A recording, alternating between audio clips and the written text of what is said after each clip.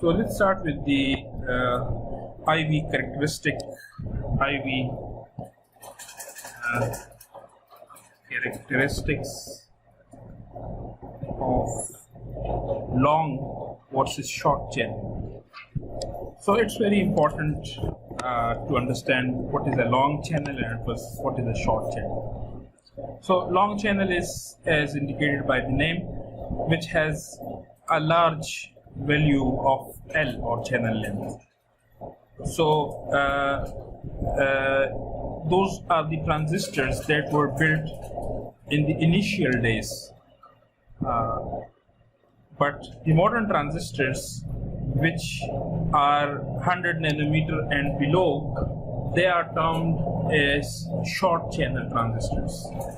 Okay, so the long channel transistor have a characteristic curve of VDS versus IDS as this, that the current saturates.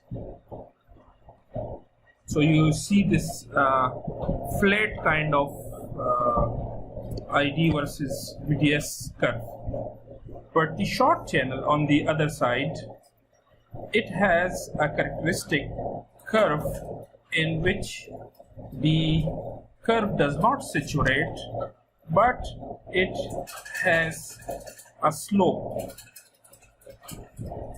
It has a finite slope, which means that in the saturation region, if you increase VDS a little bit, you will see a corresponding change in the current ID. Okay, so there are two explanation or theories for that. One is called the square law theory or square law MOSFET, and the other is called velocity saturated MOSFET. Basically, these two are models that describe the IV characteristic of transistor. So the square law model is useful for describing long channel MOSFETs, while the velocity saturated model is useful for describing short channel MOSFETs. In one case, in the case of square law device, ID is proportional to the square of VGS minus threshold voltage, and in the velocity saturated, it is just related to VGS minus VT. So these are two important models for describing the IV characteristic of transistors and when they are applicable. Now, as you already know, that we have two sort of regions. The first region is the linear region, in which the transistor acts as a gate control resistor, and in the second region, it is called the saturation region, in which the transistor acts as a gate controlled current source.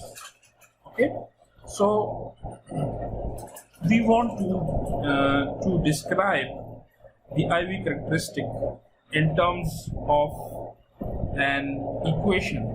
So we want an equation for the ID versus VDS curve in both linear and saturated region.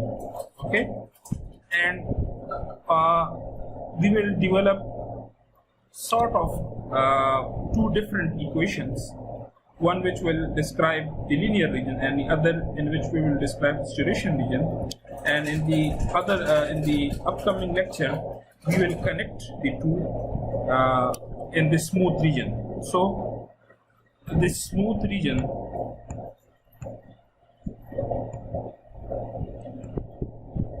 okay, so ideally we want an equation, a single equation that describes the whole IV characteristic, whether it is the linear region, whether it is the saturation region or the smooth region between. We want a single equation. But as a first step, we will see the development of two equations, one in the linear region and the other in saturation region. So let's start with our discussion, and in this discussion the energy band diagram is quite useful. There is some mathematics. I will try to not go into the details of mathematics, but rather focus on the understanding and meaning of equations. So if we consider a MOSFET, for example, on the left hand side, where VGS is applied that is greater than VT, then we know that there will be a channel, and that channel is developed below the silicon dioxide. And if you are interested in what is the charge in the channel, so it is proportional to minus Cox times VGS minus VT per centimeter square. Where it comes from, as we know that Q is equal to CV. This is a well-known equation from capacitor. So this is this equation that for this capacitor, you see the capacitance is represented by the silicon dioxide layer Cox, and the potential difference between these two sides is VGS minus VT, and a negative side sign is because the charge represents electrons. So we do know that when we apply a non-zero VGS, the barrier goes up, goes down from a potential hell to a lower potential hell. Okay, so this is the equation. This is one equation which will be used in the development of ID versus VDS curve. So we also know that the equation of, for example, electric field. So this is electric field. So electric field, it was voltage in the channel, which is VDS divided by the length of channel. So this is the voltage in the channel. Okay. Now, as we know that current is charge per unit time, we can also write it as charge times velocity.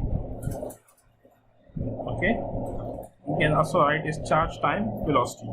So we can write an initial equation in which ID is equal to charge in the channel, which is Qn, times velocity in the channel of electrons. Remember that this velocity is due to the electric field.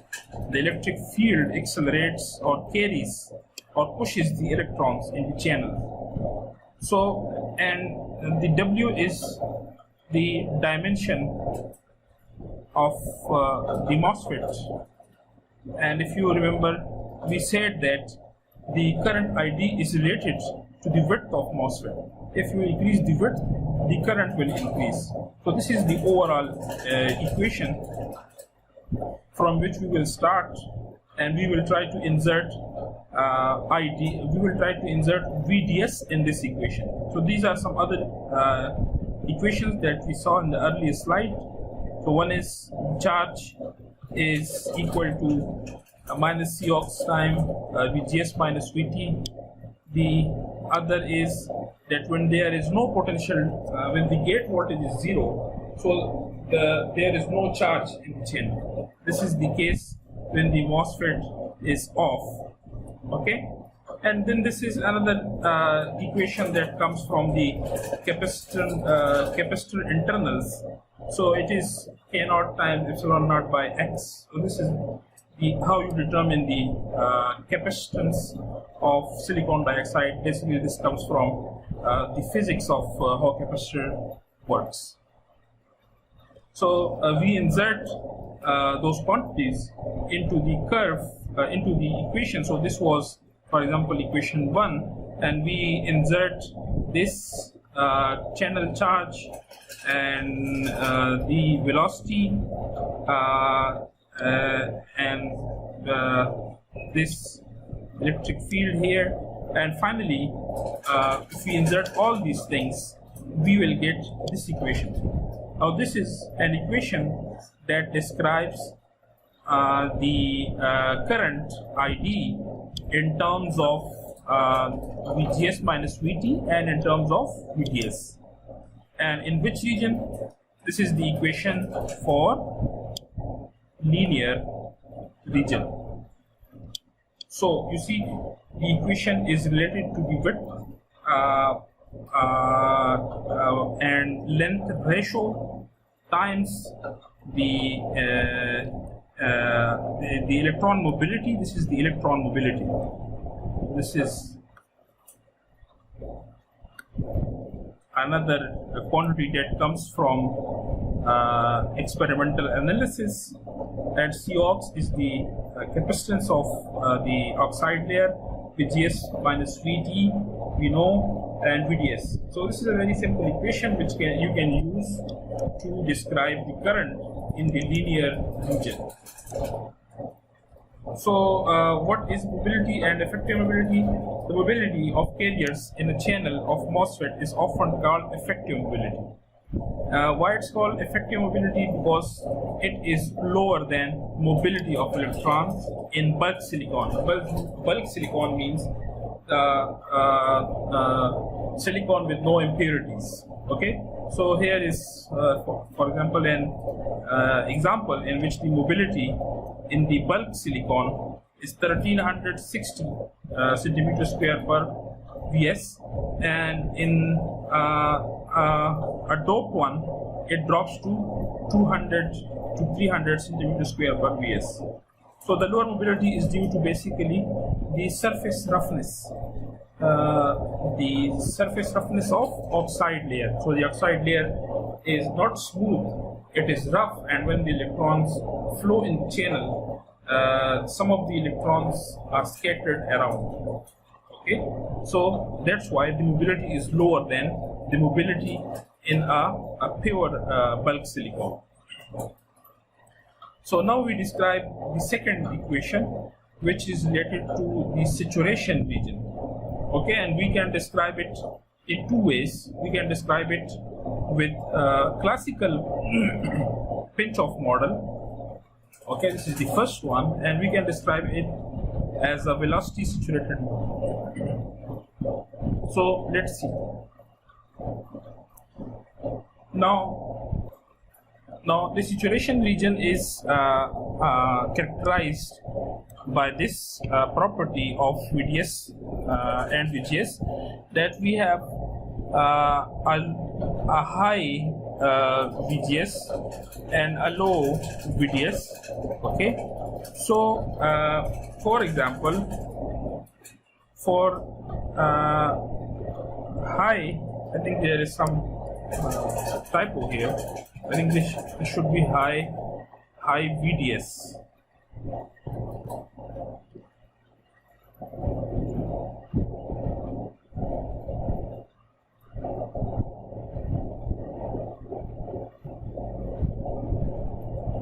Let me check out this. I think this should be high. Okay, it's okay. So we can say that.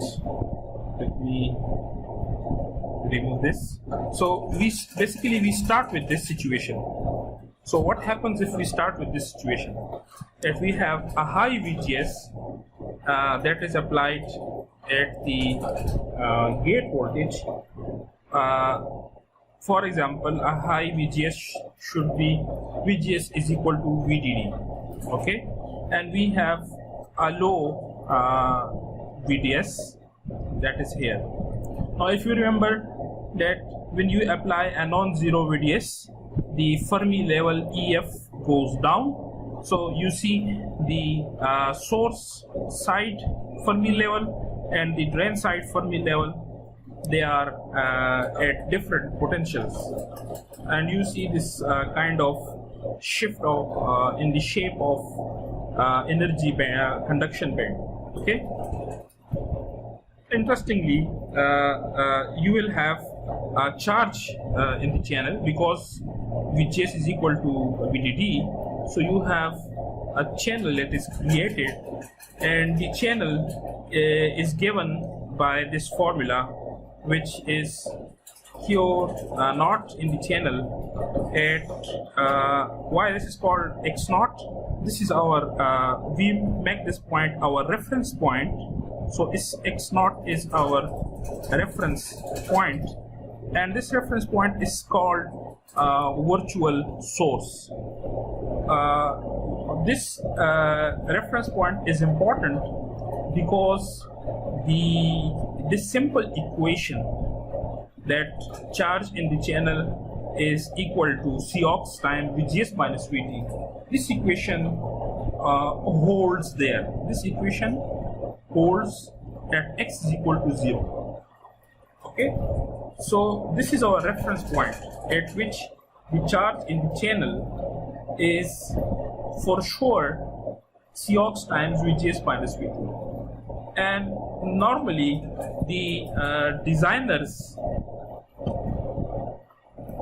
of MOSFETs, they ensures that this equation holds. It is very important for them to design the transistor in a way that this equation holds at the virtual source. Okay, so we start with developing for the equation of saturation region with a very high VGS, which is equal to VDD, and a low value of VDS. And the channel looks something like this. It looks like the channel is sort of uniform. Channel looks like it is uniform. Now, what happens if we increase the VGS from a low value to a very high value? Now, this is very interesting, that the channel becomes sort of non-uniform, or we say the channel pinch off. Now, this pinch off is the reason why the ID saturates in long channel MOSFETs. So this is the reason why ID saturates in the long channel MOSFET. So you see that when you apply a very high VGS, so VDS, so very high VDS on this side, then you can say that there is a sort of position dependent potential difference in the channel. So we have a potential difference in the channel due to this high VDS that is position dependent. What that means, that near Vx is strong near drain, and as you go out towards source side it drops. So our equation for charge in channel now should include another term, that is this potential Vx, which is a position dependent potential of the bulk, and it is subtracted from this. So at exactly this point, this is denoted by Vx pinch, the voltage becomes VGS minus VT. Why that becomes VGS minus VT? Because this is the value. If you put this value in this equation, then it will become, resultantly the charge in the channel at the pinch off point becomes 0. So this is sort of very confusing, because the current ID is not equal to 0. But from here, the charge at the pinch-off point is 0. It's actually not 0, it's very, very near to the 0. Okay? And what happens actually is that the electric field near the pinch-off point is very, very strong. And the number of charge or the charge carrier is very low, but the electric field is very strong, so it moves through the pinch-off region very fast. So overall current is charge per unit time. So though the charge is very low, but the velocity or electric field is very high, so the overall charge per unit time is the same. So it is the same throughout the channel. Okay, so you have to understand this, that although charge is nearly 0 near the pinch-off point, but the current throughout the channel is constant. And why it is constant? Because at the pinch-off point, the electric field is very strong and the current moves very, very fast in the pinch-off region. And overall, charge per unit time is the same. So this can be better understood with the energy band diagram. So you see, this is the conduction band for the case when the drain voltage is very, very high. Okay, and we are in the pinch-off region. This is for long channel MOSFETs, and this is for short channel MOSFETs.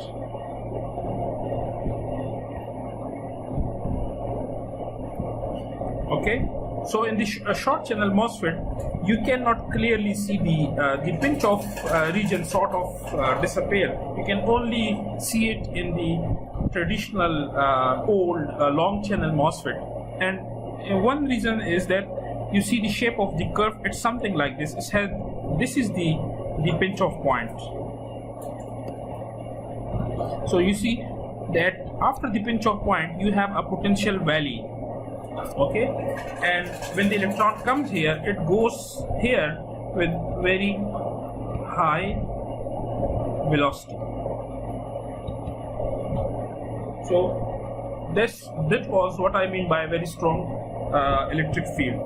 Okay, so again we can start with the equations. I don't want you to derive the equation exactly, but let's try to understand. We start with the same formula for ID, which is charge in the channel times the velocity. Now we start with the virtual source. So we start at the virtual source, and at the virtual source we know what is our charge, we know what is our velocity. Okay, so it all in all these equations, the x is equal to 0. We also know the electric field. Now the electric field is different compared to the linear region. It is minus Vx pinch off divided by L, and V pinch off is basically minus VGS VGS minus VT. So we put all these into the equation and we get this equation, which is the equation of ID versus VDS in the saturation region. One thing is that in this equation we have this 2, but we have to understand this 2 comes from some mathematical manipulation, but overall you see that ID is proportional to VGS minus VT whole square. So remember the square law model. So this is the square law model, that due to pinch off in the saturation region, the current saturates, and it is described by this formula. Okay, so this is the square law MOSFET, and we have both the equation. This is the equation for linear region, this is the equation for saturation region, And what happens in this region is we haven't gone through this, but we will come back to it in the next lecture. And on this slide we have the ID versus VDS curve for short channel modern MOSFET. So you see that the current does not saturate, okay, and in this region the ID saturation is basically VGS minus VT, okay. So in order to understand velocity saturation, we have to understand that velocity is equal to electron mobility times the electric field. So UN is the mobility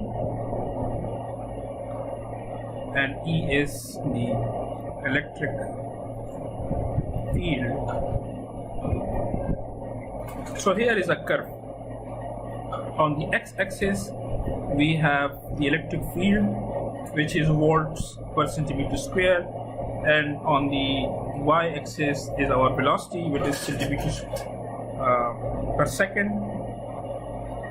And if we plot the curve of electric field versus velocity, we get a curve like this, okay. So in the initial stage, okay, when you increase the electric field, the velocity increases, but there is a point at which the velocity saturates and you cannot increase the velocity beyond that point. So interestingly,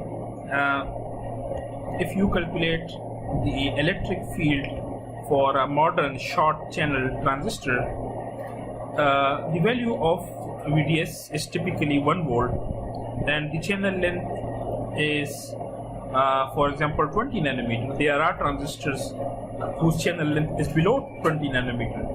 So you get this 5 into 10 raised to the power 5 volts per centimeter. This is a very strong electric field. Electric field, okay.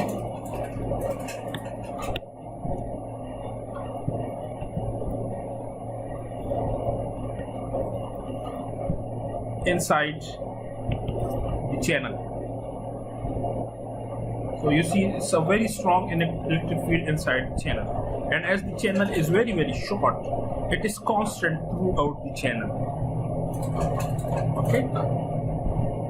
So this explains why the pinch off does not occur. So the velocity saturates at a constant value and you see that there is no saturation. So this is, for example, the characteristic curve for a 100 nanometer transistor, and if I want to derive the equation, you see that the electric field is greater than 10 raised to the power 4. It was 10 raised to the power 5 volt per centimeter square for L is equal to 20 nanometer and VDS is equal to 1 volt. We calculated this in the previous slide.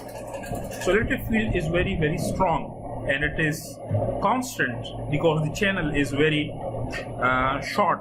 And again, if we start with the same formula, so we can put the charge, we can put the velocity is velocity saturation, and all these things gives us this equation that ID is equal to W times Cox Vsat VGS minus VT. So this is the equations that explains the saturation region in velocity saturated model. So we can combine the two equations, and on one side we have this equation. This is for linear region, and on the other side we have this equation this is for saturation region. Okay, you see there is no square term. Okay, so in the velocity saturated model, which is used for modern short channel transistor, there is no square term. Okay,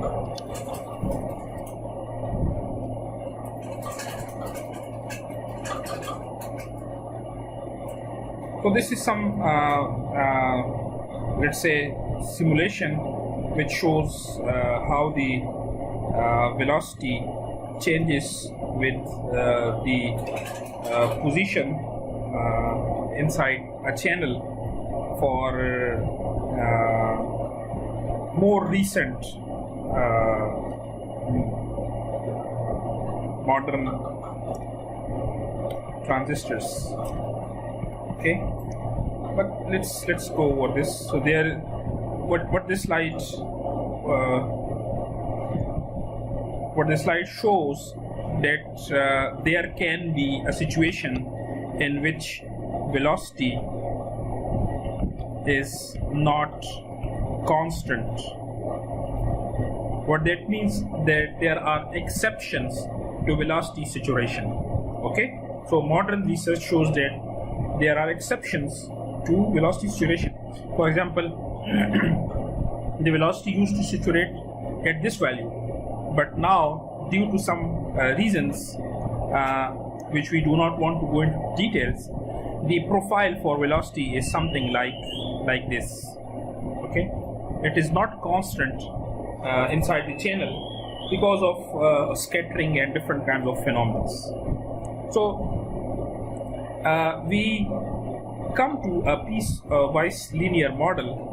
So we say that one region is described by this equation and the other region is described by this equation, and basically there is a certain magical voltage VD set which is equal to this value.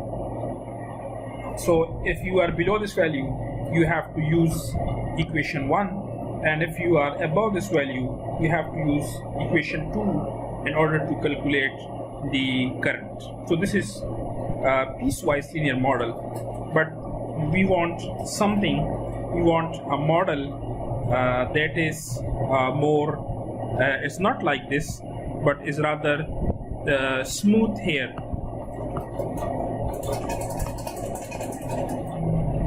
Okay, and we will come back to this thing. So again, this is just a repetition.